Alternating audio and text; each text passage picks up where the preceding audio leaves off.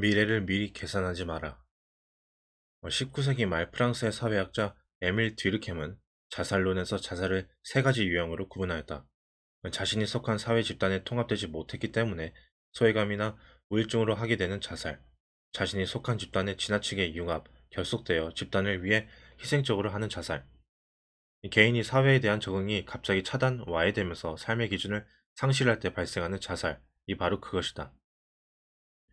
그러나 대부분의 자살은 아마도 이기적 자살과 아노미 자살이 혼합된 것인 듯 싶다. 자살에 대한 이야기를 서두로 꺼낸 것은 내가 20대 초에 그런 경험을 3번 겪었기 때문이다. 이 약을 먹기도 했지만 며칠 후 깨어난 적도 있고 손목에 면도칼을 깊게 긋기도 했는데 깨어보니 병원 응급실이었고 그 덕에 정부에서 운영하는 정신병원에 강제로 보내지기도 했다. 우울증에 걸렸던 건 아니냐고? 음, 그랬던 것 같다. 내가 극단적으로 우울해진 사건은 군 제대 후 압구정동에서 일어났다. 우연히 그곳을 부잣집 여자친구가 지나가다가 그녀에게 물었다. 너는 결혼 후 어떤 곳에서 살고 싶느냐고 말이다. 그녀의 대답은 얼마 전 결혼한 막내 언니가 20 몇 평에서 사는데 좀 좁게 느껴지므로 자기는 30평 정도가 되면 좋겠다는 것이었다. 나중에 그 동네 아파트 가격을 보았더니 30평형은커녕 가장 작다는 20평형 아파트의 전세조차도 나로서는 평생 못 가질 것이었다. 남산 꼭대기에서 바라다볼 수- 남산 꼭대기에서 바라다볼 때 수없이 널려있는 그 아파트들 중 정말 단 하나라도 내 것이 되는 일은 정말 영원히 불가능해 보였다. 그게 벌써 근 30년 전 이야기다.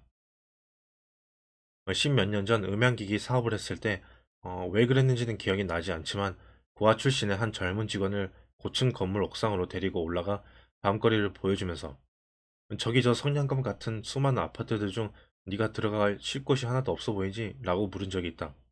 내가 과거에 그렇듯이 그 역시 같은 생각에 절망하고 있었다. 그리고 그날 밤 나는 그에게 많은 이야기를 해주었다. 그는 내 밑에서 3년 정도 일을 어떻게 하는지를 배웠고 그 뒤 독립하여 줄곧 용산에서 1인 비즈니스를 해왔는데 5, 6년 전에 결혼도 하고 아파트도 장만했다는 말을 들었다. 그는 아직도 용산 전자상가에 있다. 지금 당신에게 하려는 이야기는 바로 건물 옥상에서 수많은 아파트 불빛들을 바라보며 내가 그 직원에게 건넸던 말들이다. 사람들은 하면 된다고 말하였지만 나는 도무지 할 것이 없었다. 뭘 하면 된다는 것인지 도대체 알 수가 없었다. 군 제대 후 기술이 있는 것도 아니며 대학생도 아니었다. 홀로 세상에 던져진 가난한 청년에게 하면 된다는 말은 정말 사기나 다름없었다. 아침 햇살을 가슴 벅차게 안고 싶었지만 아무것도 가진 것 없는 나에게 기다리고 있는 것이라고는 지긋지긋한 가난이었다. 라면 살 돈도 없어서 라면 스프만을 얻어다가 양은 냄비에 물을 붓고 연탄불 위에 끓인 뒤 거기에 다 식어 빠진 밥을 김치도 없이 계속 먹어보아라. 무슨 희망이 있다고 살맛이 나겠는가. 그 시절에 나에게 하면 되는 것이라고는 뜬구름 잡는 책들을 책방에서 선체로 다리 아프도록 읽은 것과 마스터베이션 뿐이었다. 그나마 마스터베이션이라도 되었으니 다행이었는지는 모르겠지만 결국 절망감, 고독감, 외로움, 열등감, 상황 도피, 삶의 기준 상실, 그 모든 것들이 복합적으로 작용하여 자살을 생각하였고 그것이 거듭 실패하자 이 족같은 세상에서 이왕 살아야 한다면 내 팔목에서 쏟아진 피보다 더 진하게 살아보자 고 결심한다. 그리고 은연중에 피보다 진하게 살자가 나의 좌우명 비슷하게 자리 잡았다. 이 정신과 의사들은 우울증에 걸려 자살 충동을 느끼면 상담을 받아야 한다고 한다. 지금은 어떻게 하는지 모르지만 과거에는 중증의 우울증 환자인 경우 머리에 강한 전기 쇼크를 주어 잠시 죽였다가 실험실 개구리 뒷다리처럼 온몸에 발작이 일어나면서 얼굴이 보랏빛으로 변하면 다시 살려내는 그런 치료법이 종종 사용되었다. 23살의 어느 우울한 봄날이었다. 다시 봄이 왔을 때 나는 남의 집 차고에서 살면서 닥치는 대로 공부를 했고 아이들 가르치는 일부터 시작해서 미군 부대 물건 판매 등 아르바이트도 많이 했다. 그리고 28살의 어느 여름날 나는 허름하지만 마당까지 있는 집과 자가용을 처음 샀다. 당연히 융자를 낀 것이었지만 어쨌든 그렇게나 불가능하게 여겼던 일이 이루어진 것이다. 살다 보면 해도 아무것도 안 될 것 같이 보일 때가 있다. 어떠한 대안도 보이지 않아 모든 것을 포기하고 싶은 절망적인 때가 있는 것이다. 현실에 대한 실망, 좌절이 절망 속에서 계속 쌓이면 자살의 유혹을 느끼기도 한다. 그러한 경우 자살은 함부로 저지르는 무의미한 행동이 아니라 오히려 개인이 처한 고통이나 위기 상황, 상실감 등으로부터의 탈출구로 잘못 여겨지기도 한다. 나도 그렇게 오해했었으니까. 그러나 로버트 슐러는 절벽에서 떨어지고 있는 상황일지라도 아무것도 할 수 없는 것은 결코 아니라고 한다. 떨어지고 있으므로 하늘을 향해 날아볼 수 있지 않느냐는 것이다. 나 역시 그렇게 떨어지던 중 삐쩍 마른 두 팔로 온 힘을 향해 세상 속으로 날개짓을 시작하였을 뿐이다. 추락하는 것에는 날개가 있다라는 말을 그래서 나는 좋아한다. 절망을 겪어보지 않는 사람은 그런 날개짓을 할 줄 모른다. 다행스럽게도 절망의 골짜기에는 밑바닥이 없다. 아무리 깊이 떨어져도 우리를 산산조각으로 부서뜨릴 절망이란 이 세상에는 없다는 말이다. 우리를 파괴시키는 것은 우리 자신일 뿐이다. 마약 중독자들의 일상을 그린 영화 트레인 스포팅에서 주인공 마크 렌트는 이렇게 말한다.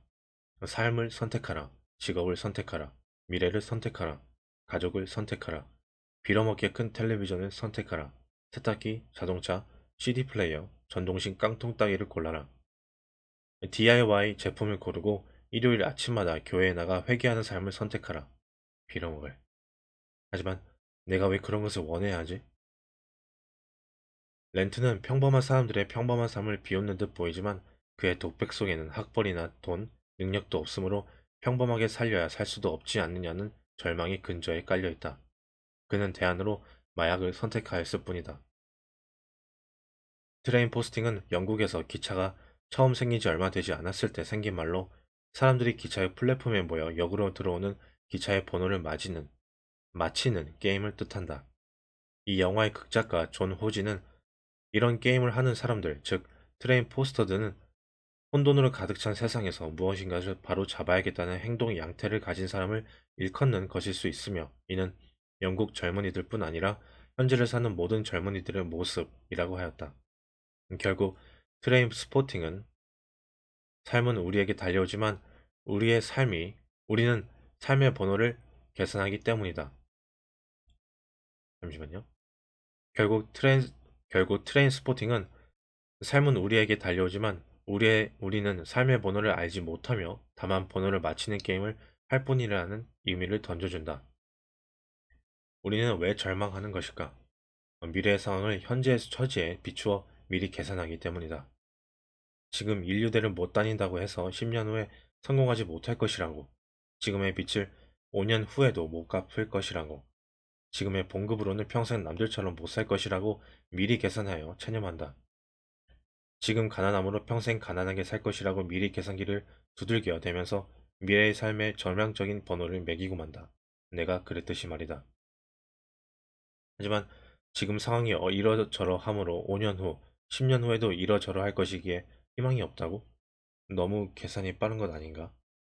점쟁이도 자기 미래는 모르는데 어떻게 감히 신의 영역의 미래를 스스로 투시하고 미리 계산할 수 있다는 말인가? 부자가 되려면 미래 방정식에 지금의 처지를 대입하면 절대, 절대 안 된다. 결코 그런 짓을 하지 말라. 트레인 스포팅 게임처럼 우리에게 달려오는 삶의 번호는 아무도 모르기 때문이다. 옛날 춘추 전국 시대의 중국에는 논두렁에서 군사를 일으켜 일약 군왕이 된 자가 있는가 하면 시장거리에서 춤추던 무희가 하루아침에 황후가 되는 일도 비일비재하였지 않은가. 노래 Don't Cry For Me 아르헨티나의 주인공 에바 페론 역시 술집 종업원에서 아르헨티나 대통령의 영부인이 되지 않았던가.